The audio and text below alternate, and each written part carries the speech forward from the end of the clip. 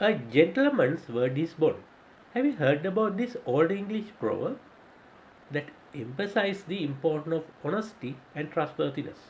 It reflects that the traditional belief that a person's character and integrity are revealed through their words and their ability to keep their promises. Now think how this applies in the construction context. It's sometimes common in construction projects that those employers' representatives issue oral instruction. Even their contract requires them to issue the variation instruction in writing. We are discussing the Vim Engineering Private Limited versus Deluge Fire Protection Private Limited case.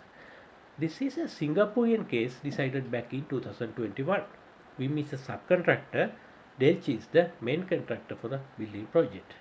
This video only addressed the issues related to the variation because the case covered a number of other issues.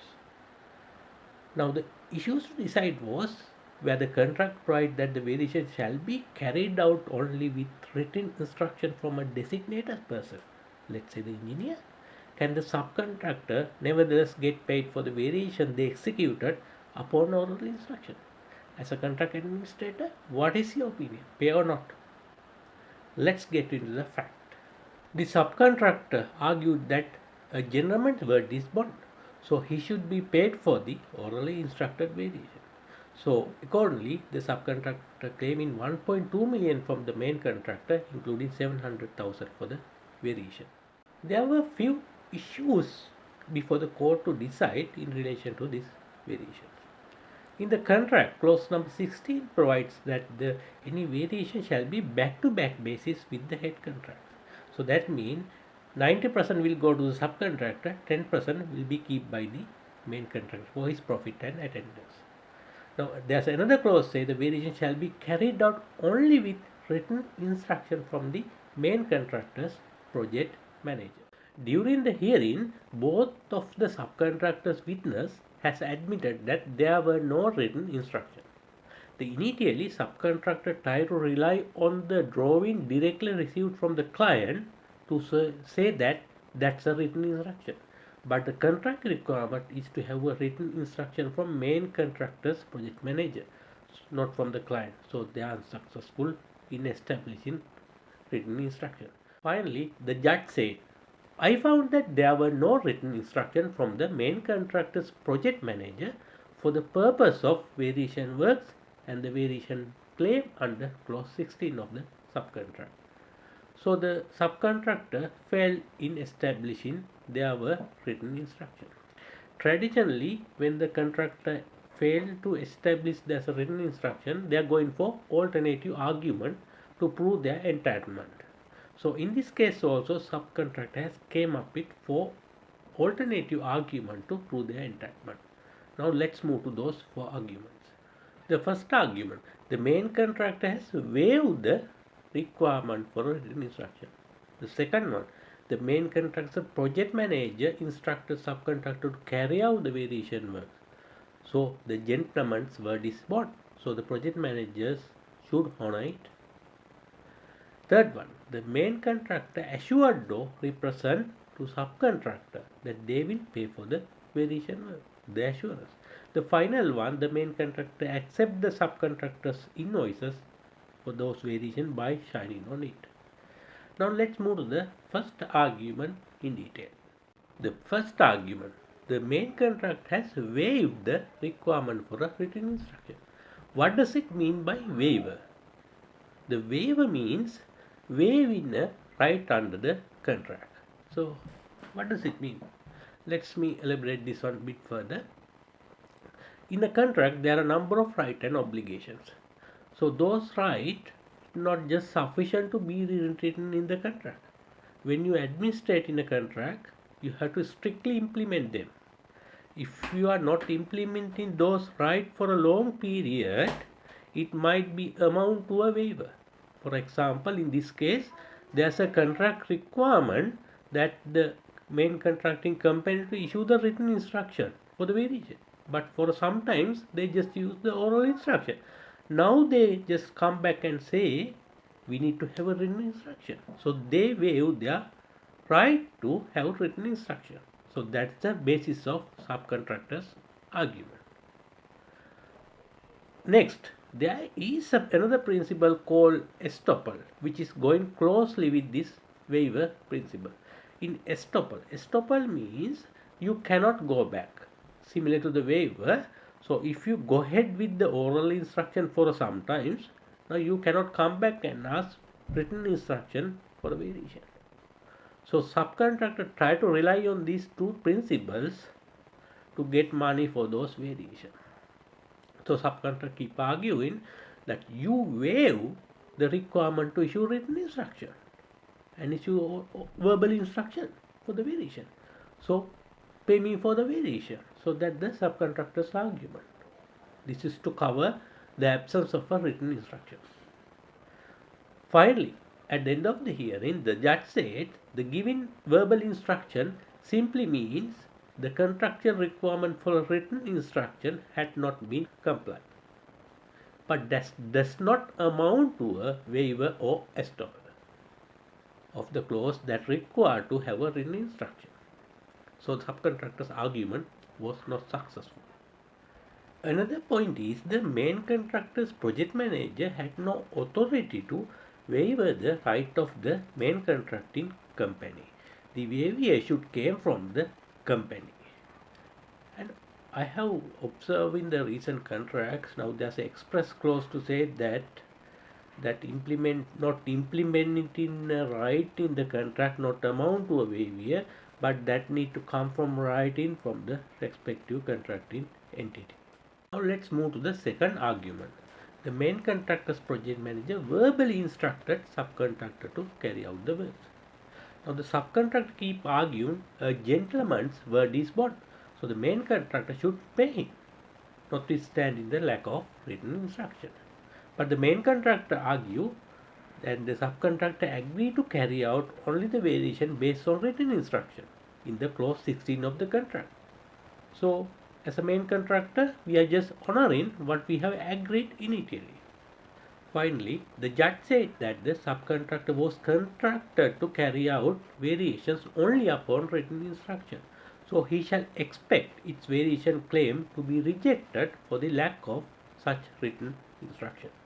So the second argument also unsuccessful. Now let's move to the third argument. The third argument was about assurance and promise to pay. But there were no evidence in writing, either email, letter, even a WhatsApp message, or anything in writing to prove such an promise or the assurance from the main contractor to pay for the subcontractor for these variation executed on oral instruction. There were no assurance proved in the court. So third argument also unsuccessful. Now let's move to the last argument, fourth one. Fourth argument was the main contractor's project manager has signed the subcontractor's invoices related to this variation. That also not accepted. Just signing will not amount to a variation instruction, and it not indicate that they are going to pay for the variation or the invoices. So as you know, in the construction project, in this case the main contractor's project manager should issue a payment certificate for the subcontractor. Even there is a payment certificate, that certificate is not equal to the variation instruction. The precondition is have a written instruction. So their last argument also not considered by the court. In the final judgment, the judge found that the subcontractor's variation claim was failed because of mainly two reasons. One is there were no written instruction from the main contractor's project manager as required under the subcontract. Second point was there were no waiver or estoppel in this regard. Hope you can remember, subcontractor keep arguing that main contractor has waived or estoppel the written instruction for this variation, but that was not proved in the court. So due to those two reasons, this case was unsuccessful. During the hearing, there were few other issues related to this variation were discussed. We'll discuss them one by one now. The first one were those variations were truly valid, but the judge decided I do not need specifically find whether it's a true variation or not, and just dismiss the subcontractor's point they came before the court. The second point were the Vim's variation claim excessive. The judge repeat the same and said, likewise, I do not need to find whether this subcontractor's variation is excessive because I have already rejected this variation due to the absence of a written instruction. Third point is there a quantum merit claim? What does quantum merit mean? It's a reasonable sum for the work done. There's another concept going closely with this quantum merit. It's a unjust enrichment. That means we cannot enrich at someone else's expenses without paying them. So Vim say so I have done the variation. Now main contractor getting enriched or getting benefit of my works, but he's not paying me. The subcontractor bring the argument that the main contractor was paid by the client, but he failed to provide any evidence to prove that. If he prove, there is a probability he can get the money based on this unjust enrichment principle, because the main contractor cannot get benefit from subcontractor work without paying him, but there were no evidence that main contractor was paid. So that argument was also dismissed. And those are the few questions that raised related to the variation. And there were other issues like the cost incurred by main contractor completing work and some other back charges which we are not discussing here. So far you know the subcontractor has failed to establish there were written instructions. Then they came up with 4 arguments to prove their entitlement, like waiver and the assurance, signing on the invoice. But none of the arguments were successful. The subcontractor failed to establish that they have an entitlement for the variation.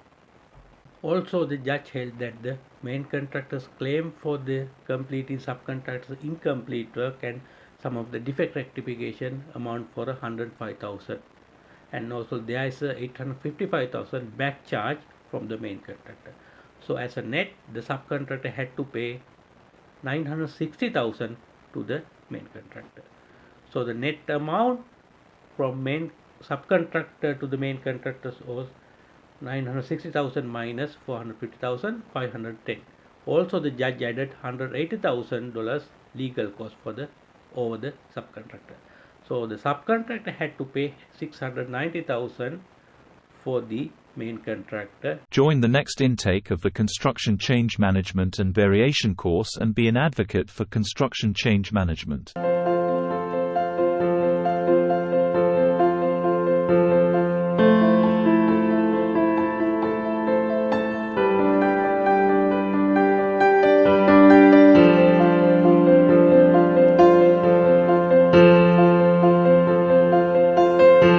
Hurry up! Join today. So, subcontractor came to the court to get some financial remedy for the variation they executed, but ultimately he had to pay a large sum of money to the main contractor just because of the absence of the written instruction, or in other words, due to poor contract administration. I hope you all understand the importance of having a written instruction for the variation. Also the potential opportunities that the contractor having to claim for the variation in case of absence of a written instruction.